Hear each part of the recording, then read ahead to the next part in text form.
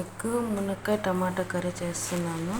నేను ఇక్కడ 8 ఎగ్స్ తీసుకొని బాయిల్ చేసుకొని ఇలా పైన గోల్డెన్ కలర్ వచ్చేంత వరకు ఇలా వేయించుకొని పెట్టుకున్నాను అనమాట ఆయిల్లో. అలాగే మునక్కాయలు ఉడికించుకొని పక్కన పెట్టుకున్నాను.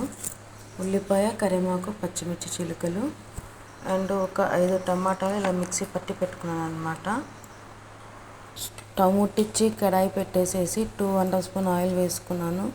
ఆల్రెడీ వేయించుకున్న ఎగ్స్లోనే అదే ఆయిల్లోనే కట్ చేసి పెట్టుకున్న ఉల్లిపాయ, పచ్చిమిర్చి, కరివేపాకు వేసేసుకొని లైట్ గోల్డెన్ కలర్ వచ్చేంత వరకు మగ్గించుకోవాలి.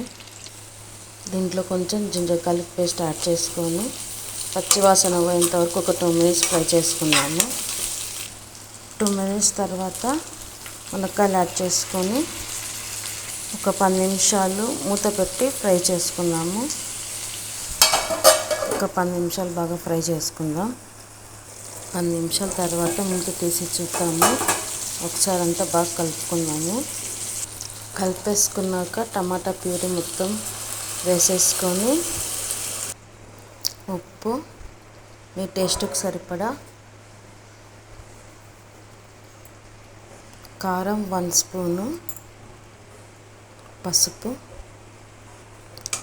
అన్నీ వేసేసుకొని ఒకసారి బాగా అన్నీ కలిసేలాగా మిక్స్ చేసేసుకొని మూత పెట్టి ఒక 10 నిమిషాలు మగ్గిద్దాము.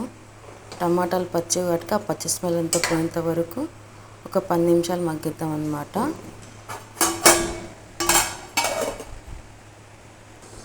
10 నిమిషాల తర్వాత మూత తీసి చూద్దాము. చూసారంటే నేను ఎక్కడ వాటర్ కూడా వేయలేదు. టమాటాలో వాటర్ వచ్చేసి బాగా ఉడికిపోయినాయి అన్నమాట. ఇప్పుడు ఎగ్స్ యాడ్ చేసుకుందాము. ఎగ్స్ యాడ్ చేసుకున్నాక ఒకసారి అంతా కలిపేసేసుకున్నాను. దీంట్లో కొంచెం కొత్తిమీర అండ్ కస్తూరి మేతి మీకు పూర్తిగా ఆప్షనల్, వేసుకుంటే టేస్ట్ కొంచెం బాగుంటుంది. కొత్తిమీర,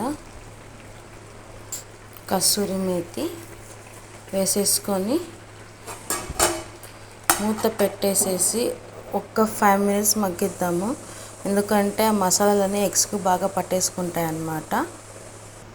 మూత తీసి చూద్దాము. ఎగ్స్ కూడా బాగా మసాలాలన్నీ పట్టేసేసాయి.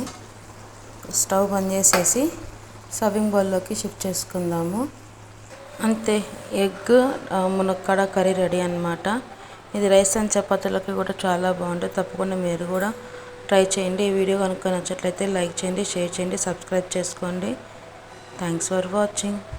బాయ్.